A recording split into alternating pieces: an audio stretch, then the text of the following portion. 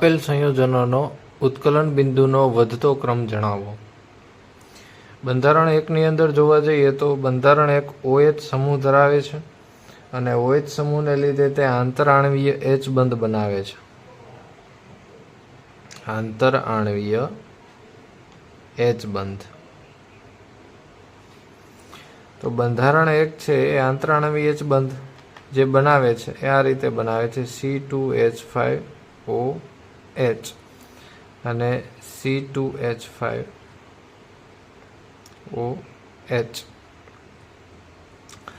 એકનો ઓક્સિજન અને બીજા સંયોજનનો હાઇડ્રોજન એ વચ્ચે નિર્બળ પ્રકારનું જે બળ લાગે છે જેને આપણે હાઇડ્રોજન બંધ કહીએ છીએ અને એ હાઇડ્રોજન બંધને લીધે એનું ઉત્કલન બિંદુ છે એ ઊંચું હોય છે। બીજું બંધારણ જોવા જઈએ તો એમાં C2H5 ની સાથે ક્લોરીન જોડાયેલો છે અને કાર્બન અને ક્લોરીન બંને વચ્ચે વિદ્યુત ઋણતાનો તફાવત છે। કાર્બન અને ક્લોરીન બંધ વચ્ચે વિદ્યુત ઋણતાનો તફાવત હોવાથી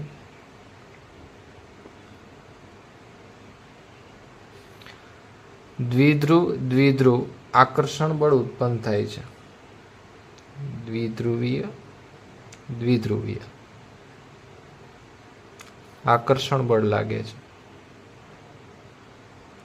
પણ એના કારણે એનું ઉત્કલન બિંદુ પણ ઊંચું હોય છે પણ સૌથી ઊંચું ઉત્કલન બિંદુ તો હાઇડ્રોજન બંધનું જ રહેશે। ત્યાર પછી ક્રમ આવે છે દ્વિધ્રુવીય આકર્ષણ બળનું। ત્રીજું જે બંધારણ છે એ સિમ્પલ હાઇડ્રોકાર્બન છે અને ચોથું બંધારણ છે એમાં ઈથર છે। એમાં ઈથરનો ઓક્સિજન છે અને કાર્બન વચ્ચે બંધ બને છે પણ હાઇડ્રોજન બંધ બનાવી શકતો નથી।